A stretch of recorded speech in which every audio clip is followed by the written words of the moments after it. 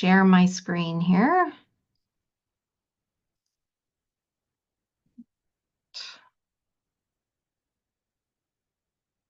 Oh, can you see that? Yeah, we can. Okay, perfect. Okay, perfect. So my name is Sherry Lanigan, and I work for Mental Health and Addictions on PEI. And I'm just going to go over the agenda of what I hope to cover today, which is introduction to mental health and addictions services, our goals of our service, and my role as a coordinator. Why volunteer, volunteer roles, locations available, and steps to begin volunteering. Um, the intro to mental health and addictions, our motto is providing hope, help and strength. Our mission statement is mental health and addictions is a welcoming recovery-based treatment service where individuals and their families can find hope, help, and strength. Our values, we treat everyone with compassion, respect, fairness, and dignity. We collaborate in an environment of trust, communicate with openness and honesty, and are accountable through reasonable decision making. We pursue continuous quality improvement through innovation, integration, and the adoption of evidence-based practices. So, as a volunteer coordinator, my office is located at Hillsborough Hospital. However, I do travel all over our island to different locations, such as Mount Herbert, PCH, emergency department, new emergency department at the QEH, along with many other different locations that we are accepting volunteers with. So basically, I serve as a bridge that connects volunteers with staff and patients and support the growth and effectiveness of volunteer contributions.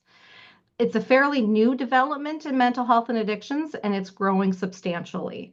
I took on this role about 2 years ago now, and I had maybe a couple, 3 or 4, and now I have over 70 volunteers all over.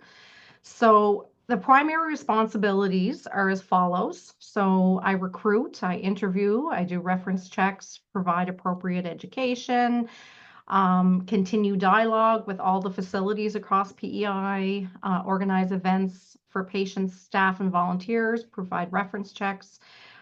We do lots of fun activities with patients and volunteers. So lots of benefits to volunteering. I think they're all different and personal. Some benefits, of course, is personal fulfillment and appreciation for what others may be experiencing. Opportunity to fulfill your passions and use your skills and talents to help make a positive impact on the lives of others. Gain knowledge about the dynamics of mental health and addiction services, which is very useful in your education and your future career development. I have tons of psychology and sociology students currently on my team, and it's very, very exciting. Recognition reference letters to support applications for higher employment and education, work towards goals of hours of service, such as 500, 1,000, 2,000, and 3,000, and receive recognition and achievement. Meet new people and form important connections and take part in fun activities and award dinners.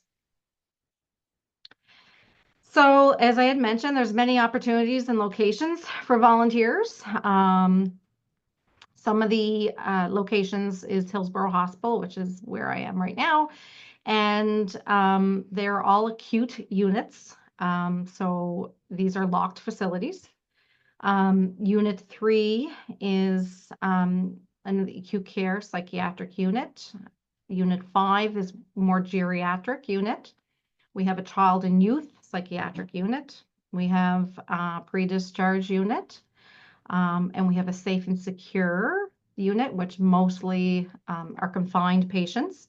And I don't normally have volunteers in that unit. I also have a unit at QEH, so it's a specialized care psychiatric unit, the PCH, the acute unit at PCH.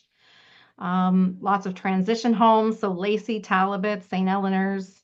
There's a strength program for children in Summerside, which is a fantastic live-in program. Many, many different opportunities. So basically the duties when it comes to volunteering in mental health and addictions is more just about communication, being an extra hand when possible. So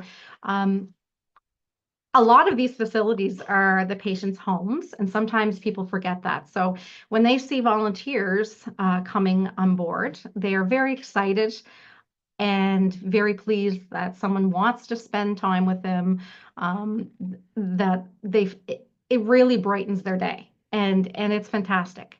So there's different things that they can assist in, like recreational activities, tutoring, computer skills, bring your own talents. I love bringing different skills forward. Um, we have a spiritual care unit, research projects, lots of different things. How to be involved. So volunteers must meet some of the criteria for consideration. It might be a little bit more of a process than some of the other volunteer locations, just due to the nature and the maturity of the locations. So anyone is welcome. You do have to complete an application form first. Once that's done, I follow up with an interview. And if things seem to move forward in a positive way, that's great. I check some references. We do a criminal record check, a vulnerable record check. You have to have access to reliable transportation. We have a confidentiality agreement. We complete some online education. And then I do orientation and a tour of the facility. To summarize, volunteering contributes to forming connections and building relationships with patients, staff, and fellow volunteers. Actually, lots of my volunteers are now fellow employees, so it really does build connections. It's fantastic. It creates a sense of understanding and empathy. Volunteers complement our service and are a key component in comprehensive healthcare delivery. Let's break down the barriers together and help so many along the way. Volunteering with mental health and addictions, the rewards will be more than you ever expected. Yeah. And then this is a picture of some of my awesome volunteers. With myself in the middle, I'm kind of behind the circle. But there's my information if you want to be in contact.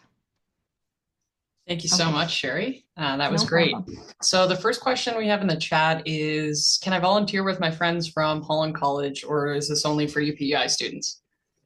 This is not for just students, period. So you can 1000% volunteer as a Holland College student, or if you're not a student. And I'm also developing a program where I'm going to pair some individuals in certain situations so that their comfort level is there as well. Okay, great. And then another question is, can we choose which area, like communications, for example, we would like to volunteer, or perhaps, or is it, sorry, or is it assigned?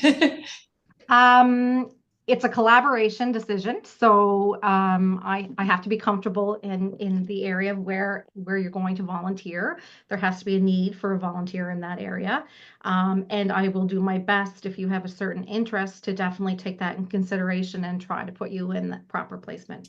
That's great. And then somebody is wondering about the details of the time commitment expected for the role. 4 hours a week is the time commitment, because it does take a commitment on my part to get you prepared and ready for this as well. So normally 4 hours, sometimes 3 hours a week, but the norm is 4. Awesome. And then after sending an email to you to start the application process, how long does it take to get accepted? It doesn't take long, really. I mean, it does depend on how many other applications I'm going through at the time. I'm very quick to get back and respond to your email so that you know that I see you and I hear you. And probably be up to a couple of weeks. Okay, great. And then if we wish to be employed in the future in this field and we are volunteering, is there a process for that? So from volunteering to potential employment? Um, the potential is that you're making amazing connections, Hmm. and if you are demonstrating your abilities and standing out, then you will be noticed, and also you would receive my recommendation as well. That's great. Thank you so much, No Sherry. problem. I think that's all for now. I really appreciate your presentation today. Thank you.